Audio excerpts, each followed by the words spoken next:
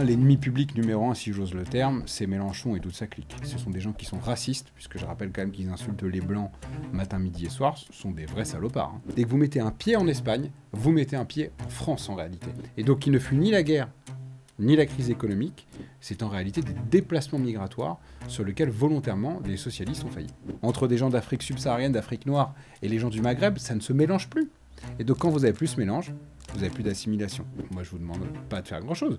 Vous ouvrez TikTok. Toi t'es d'où? Ah moi je suis marocain. Toi t'es d'où? Moi je suis algérien. Ça fait 4 générations que les gens sont là. C'est un échec patent. Le plus grand danger politique pour la France aujourd'hui, LFI ou RN? LFI, 100%. Bonjour à tous, bienvenue sur VA+. Aujourd'hui, nous recevons Jonas Haddad. Bonjour. Bonjour. Merci beaucoup d'être avec nous. Vous êtes avocat, vice-président de la région Normandie, chargé notamment de l'emploi et de la formation, et vous êtes porte-parole du parti Les Républicains. En 2014, vous co-signez Droite 2.0, un essai qui appelait déjà la droite à renouveler profondément son logiciel idéologique. 12 ans plus tard, vous vous apprêtez à publier C'est Nicolas qui paye, consacré notamment au déclassement des actifs et à cette fracture générationnelle qui traverse aujourd'hui la société française. Mais l'actualité immédiate, c'est évidemment la crise migratoire à Ceuta, une crise qui pose une question beaucoup plus large. L'Europe maîtrise-t-elle encore ses frontières ? Nous parlerons donc d'immigration, d'autorité, d'assimilation, mais aussi de Bruno Retailleau, de Marine Le Pen, de cette présidentielle de 2027 qui arrive, pour laquelle les Républicains veulent redevenir une force centrale.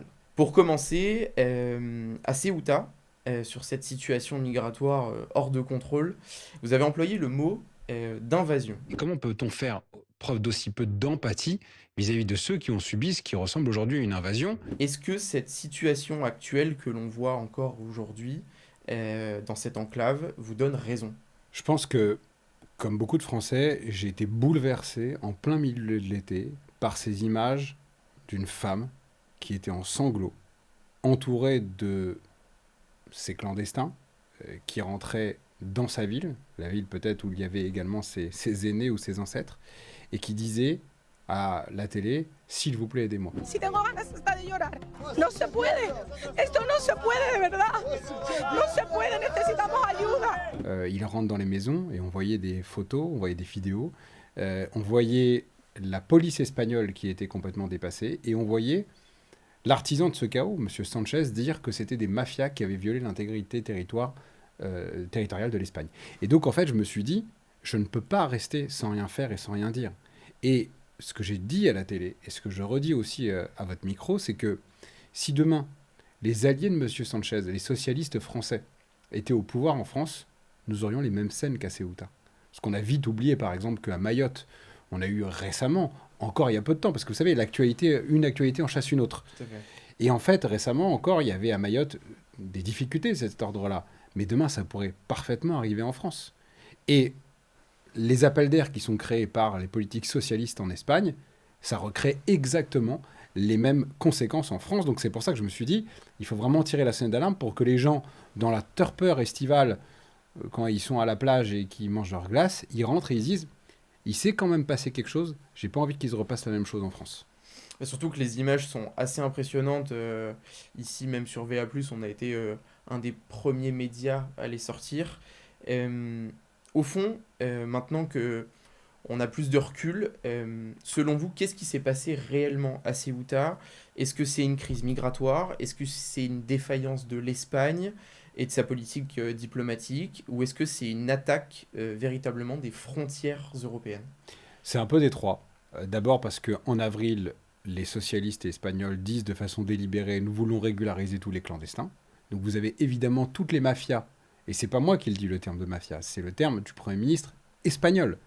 Toutes les mafias qui se disent « on n'a qu'à envoyer les personnes qu'on veut envoyer en Espagne, parce qu'en réalité, derrière, ils vont être régularisés ». Donc c'est un formidable appel d'air, et encore une fois, comme à chaque fois, la réalité vient démontrer que nous avions raison. Deuxièmement, effectivement, il y a une violation des frontières européennes, puisque, pour que nos téléspectateurs le comprennent bien, lorsque vous mettez un orteil, un doigt sur le sol européen, après, en fait, c'est cette première porte d'entrée vers tout le reste de l'Europe avec l'espace Schengen, le fameux espace Schengen. Et donc ça veut dire que quand vous rentrez en Espagne, vous pouvez très bien arriver en France juste après. Ce qui est différent, par exemple, avec ceux qui sont à Calais. À Calais, les migrants qui sont à Calais, ils veulent rentrer en Angleterre ou ils veulent rester en France. Donc, La réalité, c'est que s'ils vont en Angleterre, après c'est terminé, ils ne peuvent plus rentrer en Europe. Là, dès que vous mettez un pied en Espagne, vous mettez un pied en France en réalité. Et donc, ça nous concerne tous, au premier chef. Enfin, pour terminer, ce qui m'a aussi beaucoup choqué, c'est le nombre. C'est-à-dire que vous êtes dans une ville où il y a quasiment entre 80 et 90 000 habitants, et vous avez 60 000 personnes qui rentrent. Et donc, bien évidemment, on nous dit, oui, mais il y a des mineurs. Sur les 60 000 personnes, il y avait 700 mineurs. C'était que des jeunes hommes qui ne fuient pas un pays en guerre. Il faudra m'expliquer à quel moment le Maroc est en guerre. Qui ne fuient pas un pays en difficulté économique. Le Maroc, c'est l'une des puissances économiques de l'Afrique, avec un taux de croissance qui est très important, dans lequel il y a des infrastructures qui sont parfois même meilleures qu'en France. Et donc qui ne fuient ni la guerre, ni la crise économique. C'est en réalité des déplacements migratoires sur lesquels volontairement les socialistes ont failli. Et particulièrement ce week-end, on a vu de très fortes mobilisations des habitants de Ceuta qui contestaient la politique de Pedro Sanchez, qui demandait sa démission, comme le ministre de l'Intérieur espagnol. Si on se projette en 2027, très concrètement, Bruno Retailleau, il devient président de la République, et une crise, un matin, arrive aux portes de l'Europe, à Ceuta ou ailleurs.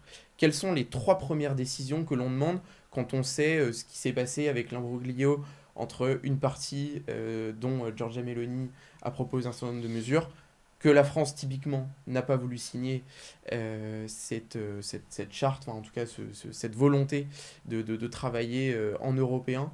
Voilà, quelles sont les peut-être 3 premières mesures à prendre immédiatement? Très simple. En avril dernier, lorsque Sanchez dit « je vais régulariser massivement des clandestins », Retailleau dit « il faut mettre l'Europe en tout cas face à l'Espagne, et mettre l'Espagne au banc de l'Europe. » Donc là, évidemment, tollé de tout le monde en disant « mais comment vous pouvez dire qu'on met l'Espagne au banc de l'Europe ?» Tout simplement parce qu'on a des traités. Et ces traités, il faut les appliquer. Ça, c'est d'abord l'application de Schengen. Deuxièmement, grâce à François-Xavier Bellamy, au Parlement européen, l'ensemble des droites en Europe ont fait voter un règlement qui s'appelle le règlement Retour. C'est grâce aux Républicains. Et donc ce règlement Retour, il prévoit quoi? Il prévoit que notamment en dehors de l'Europe, vous ayez des hotspots, c'est-à-dire en gros des centres dans lesquels on peut traiter les demandes des personnes qui veulent rentrer en Europe, et qu'il faut créer ces centres-là. La réalité, c'est que ce qui est incroyable, c'est que le gouvernement français actuel dit « vous avez voté des textes au niveau européen, eh bien on ne les applique pas ».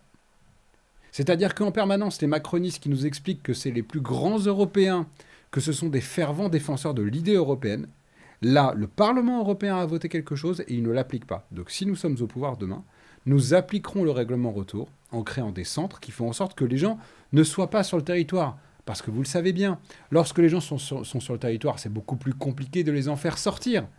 Ils voient bien qu'il va y avoir potentiellement des avantages à rester. Donc nous, ce qu'on propose, c'est l'application immédiate du règlement Retour.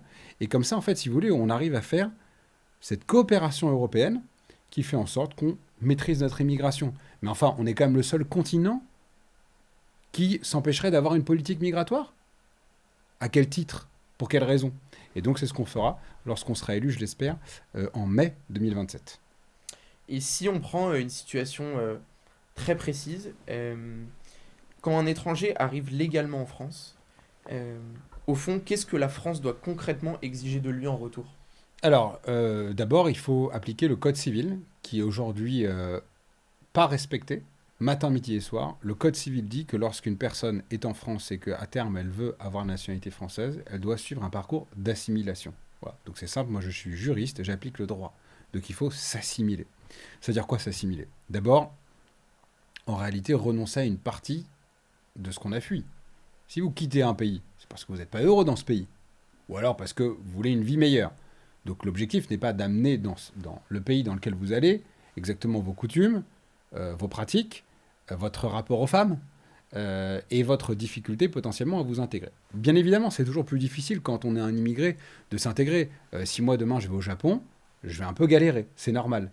Eh bien, ce qu'on veut, c'est demander aux personnes qui arrivent en France de rapidement trouver un travail et d'apprendre notre langue. Alors, pourquoi je le dis? Parce que souvent, les gens disent « Ah, mais les immigrés viennent faire le travail que les Français ne veulent pas faire. » C'est profondément faux.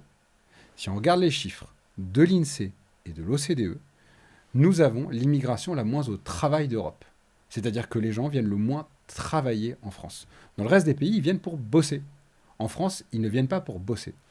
10% seulement de notre immigration rentre dans le cadre du travail. Tout le reste, c'est soit des étudiants, soit du regroupement familial. Donc déjà, quand quelqu'un vous dit ils viennent faire le travail que les Français ne veulent pas faire, vous lui dites, c'est strictement faux statistiquement. Et puis deuxièmement, il faut aussi que lorsque ils ont des enfants, ils s'installent, ils puissent contribuer à la richesse nationale. C'est-à-dire qu'immédiatement, il puisse y avoir un parcours qui fait en sorte que l'enfant qui est scolarisé, et notamment tout ce qui est de l'ordre du soin et du logement, ce ne soit pas uniquement de l'assistanat et de l'assistance. C'est en ça qu'on est très différents, bien évidemment, du Parti socialiste et de la gauche, etc. Mais attention, aussi parfois d'une partie du Rassemblement national qui, lorsqu'on a mis en place des textes qui voulaient lutter contre l'assistanat, a dit non, il ne faut pas aller trop fort par rapport à ça. La réalité, c'est que aujourd'hui, notre budget ne nous le permet plus.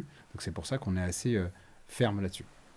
On y reviendra justement sur à la fois ces divergences et convergences à droite. Est-ce qu'au fond, vous considérez que la France a échoué à assimiler une partie des deuxième et troisième générations issues de l'immigration depuis 40-50 ans?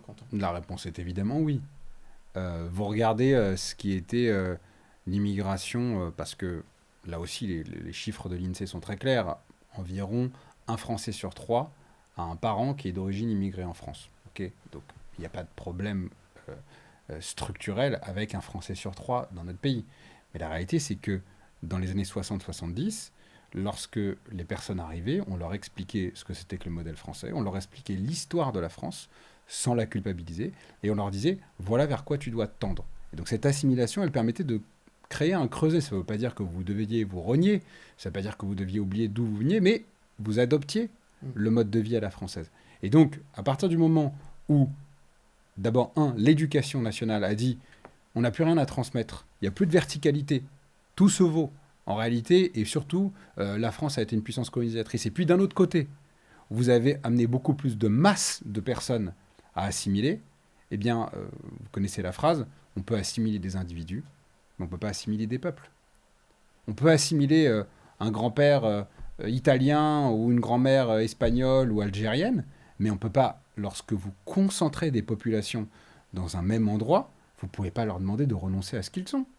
Lorsque même des élus de gauche vous disent ici c'est la tour de telle nationalité, ici c'est la tour de telle nationalité, eh bien les gens ne se mélangent pas, même entre différentes origines. Entre des gens d'Afrique subsaharienne, d'Afrique noire et les gens du Maghreb, ça ne se mélange plus. Et donc quand vous n'avez plus ce mélange, vous n'avez plus d'assimilation. Quand vous n'avez plus d'assimilation, vous n'avez plus de modèle de réussite. Parce que dans ces endroits-là, ils vont se dire, mais attendez, à quel moment je peux me dire que je passerai, par exemple, Hippocagne ? Personne n'y pense. Parce que personne n'est là pour leur dire que ça existe. Alors qu'avant, lorsque vous arrivez dans ces territoires, eh bien, il y avait encore une diversité qui vous permettrait de l'appréhender. Et surtout, pendant très longtemps, et j'imagine qu'en 2027 encore, on aura ce débat entre assimilation et intégration. Est-ce que vous considérez qu'on a effectivement bien plus favorisé l'intégration au profit de nos valeurs, de nos cultures, de nos mœurs, pour justement pas froisser ces populations qui venaient? Et encore une fois, elles ont beaucoup varié entre effectivement les années 50, 60, 70 et aujourd'hui. Comment finalement aujourd'hui on réintègre ces Français qui sont là, qui sans doute sont peut-être plutôt de papier, mais qui n'ont pas cet amour quoi, de la France charnelle? Comment on fait? On adore les débats sémantiques en France, assimilation, intégration. Donc je porte ma pierre à l'édifice sur le débat sémantique. Moi, je pense qu'on a promu la désintégration. C'est-à-dire qu'on a totalement désintégré ce qui faisait les piliers de l'assimilation à la française. C'est-à-dire que les piliers d'une assimilation réussie, c'est quoi? C'est une histoire partagée, c'est des moments partagés, et c'est se projeter dans l'avenir de façon partagée. L'histoire partagée, on a expliqué que l'histoire de France, elle était horrible, qu'on n'avait fait que des mauvaises choses. Les moments partagés, on l'a eu pendant un moment, pendant France 98, l'épisode de vivre ensemble, commun. Et donc on l'a eu pour le sport. Pas sur beaucoup d'autres sujets. On n'a pas vibré, par exemple, des grandes réussites économiques de notre pays. On aurait dû. Dès qu'il y a un entrepreneur qui réussit, on le tabasse. Voilà. Donc le seul truc où on s'autorise à vivre un peu des moments ensemble, c'est le sport. Et la troisième chose, c'est se projeter vers l'avenir ensemble. Et se projeter vers l'avenir ensemble, on n'a pas réussi à le faire. Pourquoi ? Parce que figurez-vous que même les gens issus de l'immigration, pour certains, ont envie de se barrer du pays. Et moi je dis souvent, on parle souvent de l'immigration, on ne parle même pas assez de l'émigration. Vous parlez à des jeunes qui sont de la 2e, 3e génération d'immigration, ils disent « Tu vas aller vivre où ?»« Je vais aller vivre à Dubaï, je vais aller vivre aux États-Unis, je vais aller vivre à Londres. » Pourquoi ? Parce que comme on a mis un carcan normatif, fiscal, réglementaire dans le pays, les gens n'ont même pas envie de se projeter ensemble. Et donc ils se disent « Si j'ai envie de réussir ma vie, eh bien mes grands-parents sont venus de tel pays pour réussir en France, bah, c'est plus ici que je peux réussir, donc j'ai envie de repartir. » Et donc en fait, si vous voulez, vous avez un pays qui est un pays de passage, dans lequel les gens ne se sentent pas profondément français. D'ailleurs, j'ai dit ça la dernière fois à la télé, j'ai dit, mais attendez, moi je vous demande pas de faire grand-chose, vous ouvrez TikTok. Toi, t'es d'où ? Ah, moi je suis marocain. Toi, t'es d'où ? Moi je suis algérien. Mais ça fait 4 générations que les gens sont là. C'est un échec patent. Et celui qui ne veut pas le voir, c'est juste qu'il préfère l'idéologie au réel. Mais comme disait Lacan, le réel, à un moment, c'est quand on se cogne dans le mur. Voilà. Et donc là, on se cogne dans le mur actuellement. J'imagine qu'on va encore plus se cogner à partir de maintenant, de septembre jusqu'en mai 2027. Bon, alors, sur un aspect politique, Bruno Retailleau a largement remporté la bataille interne chez les Républicains. Mais aujourd'hui, le véritable défi, il est ailleurs. Comment passe-t-il d'un candidat qui rassemble la droite militante, comme on peut l'appeler, à un candidat capable d'être au second tour de l'élection présidentielle ? Alors d'abord, je pense qu'il y a une tectonique des plaques qui s'est opérée, qui fait que ces derniers temps, on n'est plus dans la même campagne que ce qui s'est passé les mois précédents. D'abord parce que Marine Le Pen est désormais la candidate du Rassemblement national, qui est un parti qui est aujourd'hui un parti qui est puissant, mais ce parti qui est puissant a tranché en donnant l'imprimature à Marine Le Pen pour être sa candidate. Marine Le Pen, elle dit quoi ? Toutes les interviews, elle dit « Je ne suis pas de droite ». Je ne crois pas à l'union des droites. Et lorsque vous parlez, par exemple, de Mélanie ou de Millet, elle dit non, ça surtout pas, ce sont des trucs de droite. D'accord ? Donc en fait, le Rassemblement national se place dans une orbite qui n'est pas la droite. D'accord ? Et puis vous avez de l'autre côté des gens qui essayent de revendiquer le drapeau de la droite, mais qui sont issus du macronisme. Et je ne pense pas qu'aujourd'hui quelqu'un de droite se dise j'ai envie de me refaire 5 ans ou 10 ans de macronisme. Donc en fait, nous, on se place pile poil à cet endroit-là, entre d'un côté un RN qui se dit qu'il n'est pas de droite, et d'un autre côté certains macronistes qui se disent de droite. Et nous, ce qu'on vient, c'est porter cette offre politique qui est faite à la fois de régalien, on en a parlé sur l'immigration, et de libération économique. Mais attention, que ce soit sur l'immigration ou sur la sécurité, ou sur la libération économique, on ne peut pas avoir les mêmes réponses qu'il y a 5 ou 10 ans. Il faut qu'on soit beaucoup plus radicaux. Et donc moi, c'est ce que je porte au niveau des Républicains, c'est-à-dire une véritable rupture avec ce qui a pu être fait par le passé, une libération économique bien plus importante, parce que sinon, on va se manger le mur de la dette, et on le voit arriver très fort, et que surtout, notre pays va se vider de ses énergies. Il n'y a pas une famille en France dans laquelle les gens ne me disent pas « est-ce que mes enfants vont vivre ou pas en France ?» Et vous saviez que même chez les aînés, dans les parents, vous avez aujourd'hui un tiers des Français qui se disent qu'ils préféreraient vivre ailleurs. Ça n'alerte personne. C'est-à-dire que les gens ne se projettent pas dans le pays. Donc il faut qu'on ait des ruptures là-dessus et qu'on voit qu'est-ce qui fait qu'aujourd'hui les gens ne se projettent pas dans le pays et qu'on débloque ça, ce que ne fera pas le RN, on l'a montré à l'instant, et ce que ne feront pas les successeurs de Macron, parce que c'est la même politique. Et pourtant, alors on voit forcément aujourd'hui, ce ne sont que les sondages qui dictent aussi ce qu'il se passe dans le pays. Effectivement, vous tentez avec les Républicains de retrouver cette place de la droite, la droite qui s'assume, entre guillemets. Cependant, bon, les intentions de vote ne suivent pas toujours alors, depuis quelques années, et puis là, dans les projections. Comment vous expliquez que finalement, une partie importante des Français issus de ce déclassement, issus de cette pauvreté, de cette difficulté de leur territoire, eh bien en fait, se projettent plus facilement sur le RN qui n'a pas gouverné, et c'est souvent leur argument d'ailleurs. Nous n'avons jamais gouverné, donc nous avons les solutions, alors que typiquement les Républicains, comme d'autres partis, ont gouverné auparavant. Voilà, comment reconquérir ces gens qui se sentent vraiment perdu et abandonné de la politique au sens large. Alors, pardonnez-moi de vous contredire. C'est la première fois que je le fais depuis le début de cet entretien. Vous dites, les Français, dans les intentions de vote ou dans les élections, ne vous ont pas fait confiance. Quelle est la dernière élection qui a eu lieu? C'est l'élection municipale. Élection municipale, chiffre du ministère de l'Intérieur. 6 villes sur 10 sont aujourd'hui dirigées par la droite républicaine. Et dans les endroits dans lesquels LFI a été chassé, c'est-à-dire les seuls endroits dans lesquels on a réussi à battre LFI, c'est principalement des élus les Républicains. Pourquoi? Parce qu'en fait, les Républicains se placent à exactement un endroit qui permet, si vous voulez, d'embarquer une partie, par exemple, de gens qui sont plutôt des centristes modérés, et des gens aussi qui en ont marre et qui veulent une politique de droite.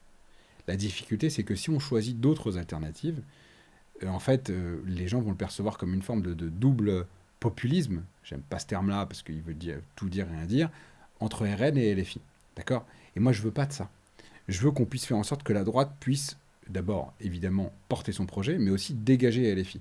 Donc, si je me projette et que je tire le trait de ce qui s'est passé au municipal, on peut avoir bon espoir pour les élections présidentielles. Mais attention, maintenant, une question d'incarnation.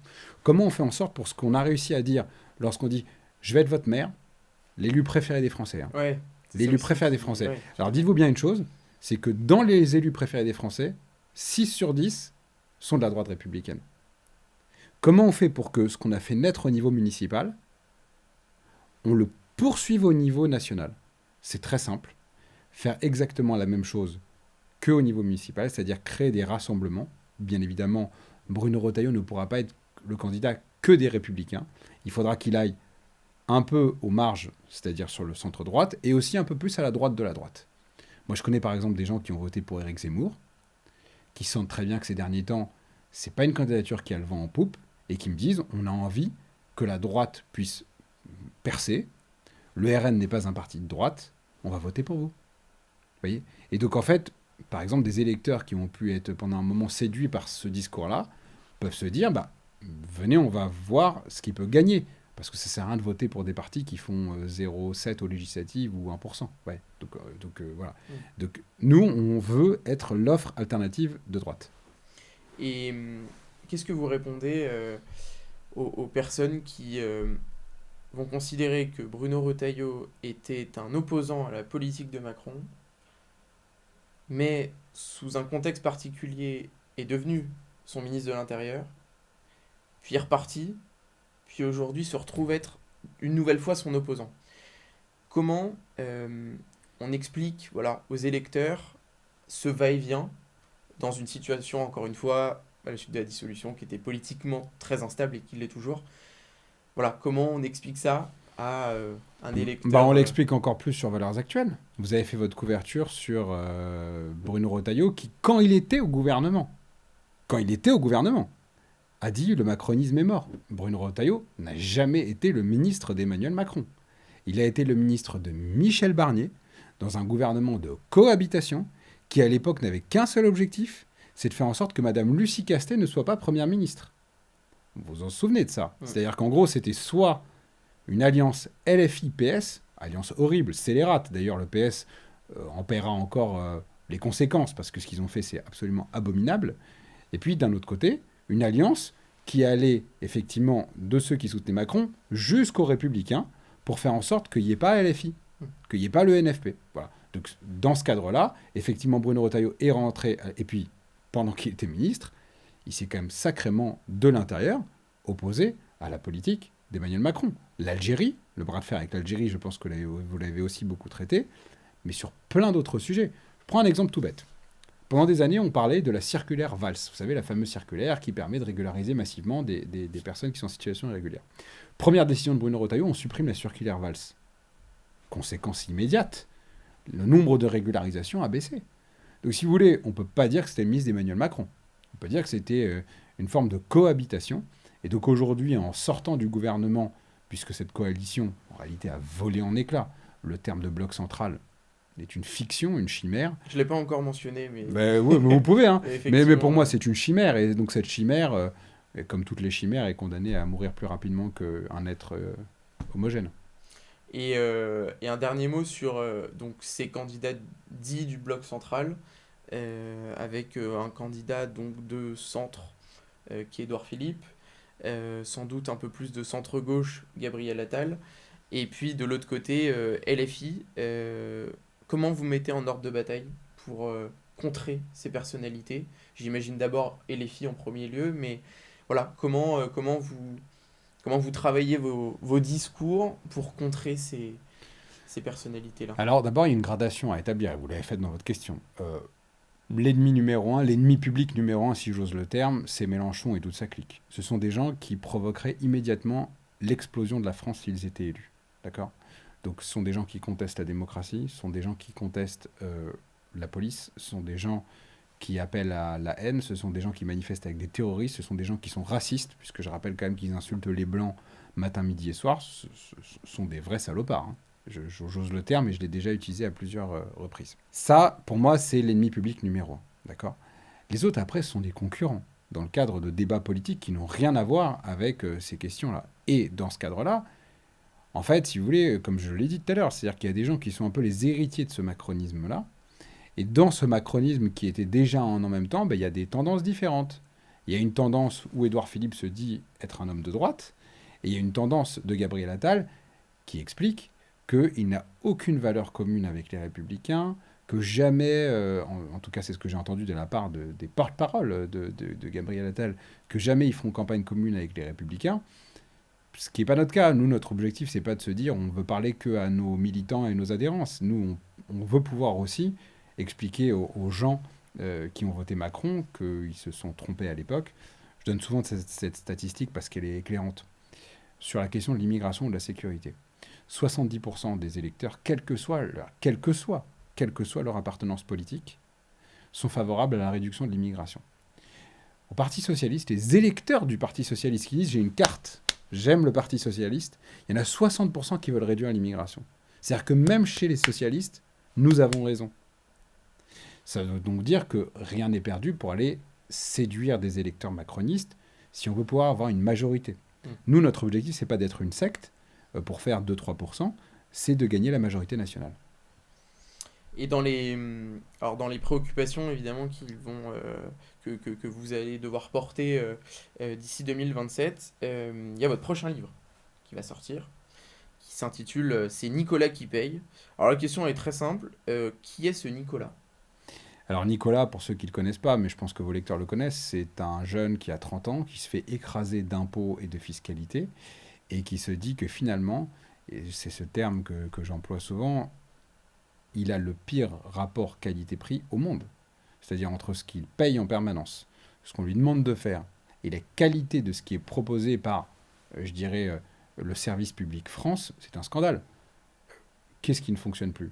L'éducation, ça ne fonctionne plus. Donc il ne pourra pas bien mettre ses enfants dans le public. La santé, ça ne fonctionne plus. C'est compliqué d'avoir un rendez-vous.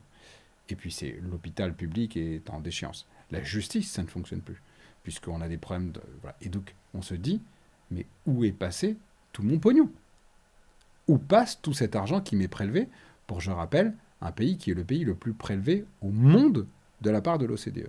Et donc, il y a ce schéma qui est connu par ceux qui regardent un peu, notamment sur les réseaux sociaux, qui s'appelle le nouveau contrat social. C'est-à-dire que d'un côté, Nicolas va financer une partie des gens qui sont plutôt des retraités, hein, et qui sont de plus en plus nombreux, puisque, et c'est tant mieux, il y a un vieillissement de la population parce que amélioration de la qualité de vie. Donc, comme il doit cotiser plus parce qu'il y a plus de gens qui sont à la retraite, eh bien, il va payer plus. Je rappelle souvent que les gens qui sont à la retraite aujourd'hui n'ont pas cotisé pour leur retraite. Hein. Et ils ont cotisé pour la retraite de leurs parents. Voilà. Nous cotisons actuellement pour la retraite de nos parents. Donc c'est nous qui cotisons. Donc on a ça sur les charges.